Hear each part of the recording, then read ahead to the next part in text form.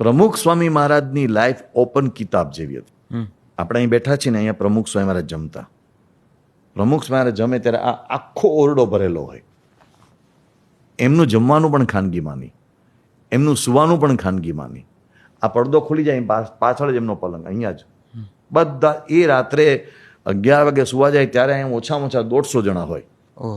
એમની આંખો મીચાય, લાઇટ બંધ થાય ત્યાં સુધી બધા હાજર હોય. હું આપને કદાચ બહુ ઓછી જાણ હશે એવી એક વાત કરું જી કે પ્રમુખ સ્વામી મહારાજ 17,000 કરતાં વધારે ગામડાઓમાં રૂબરૂ ગયેલા. એ સતત પરિભ્રમણશીલ હતા. જેમ ભગવાન સ્વામિનારાયણ સતત પરિભ્રમણશીલ રહ્યા હતા, એમ પ્રમુખ સ્વામી મહારાજ સતત પરિભ્રમણશીલ રહેલા. ગામડે ગામડે જ્યાં રસ્તા નહોતા પહોંચ્યા ત્યાં તેઓ પહોંચ્યા હતા.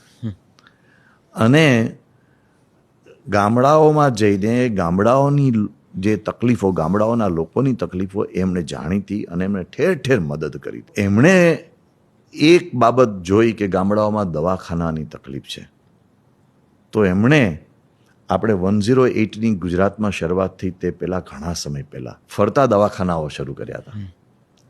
અને એમણે ફરતા દવાખાનાઓ શરૂ કર્યા. એ એવા ગામડાઓમાં જાય કે જ્યાં કોઈ મેડિકલ સુવિધા ન હોય. ગામડાઓમાં જાય, ફ્રી ડૉક્ટર, ફ્રી મેડિકેશન, અને જરૂર પડે તો ગામડામાંથી દર્દીને લઈ જઈને હોસ્પિટલમાં દાખલ કરવા સુધીની બધી જ વ્યવસ્થા.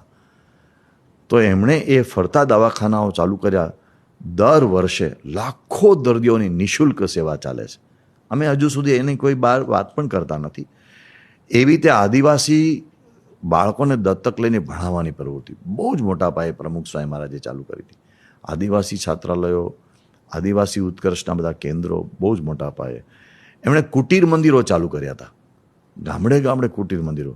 કારણ કે એ આદિવાસી ગામડાઓમાં આપણા ગુજરાતના 5 આદિવાસી ક્ષેત્રો, એક અહીંયા પોશીના ક્ષેત્ર સાબરકાંઠામાં આવ્યું, બીજું વડોદરા પાસે જેને આપણે જેતપુર, પાવી ને એ બધો એરિયા કહે છે, ત્યાં ગોધરા પાસે, પછી આગળ બોડેલીને ત્યાં એક ક્ષેત્ર, એવી રીતે સિલવાસા, દાદરા નગર હવેલી, અને એવી રીતે ધરમપુર, ડાંગ.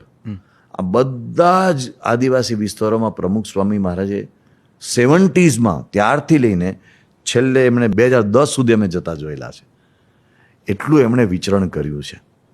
એ 95 વર્ષની ઉંમર સુધી એ જીવ્યા, એટલે એમણે ખૂબ કાર્ય કર્યું છે. તો આ બધું જે કાંઈ ચાલી રહ્યું છે એના મૂળમાં એમણે આપેલું સૂત્ર, બીજાના ભલામાં આપણું ભલું.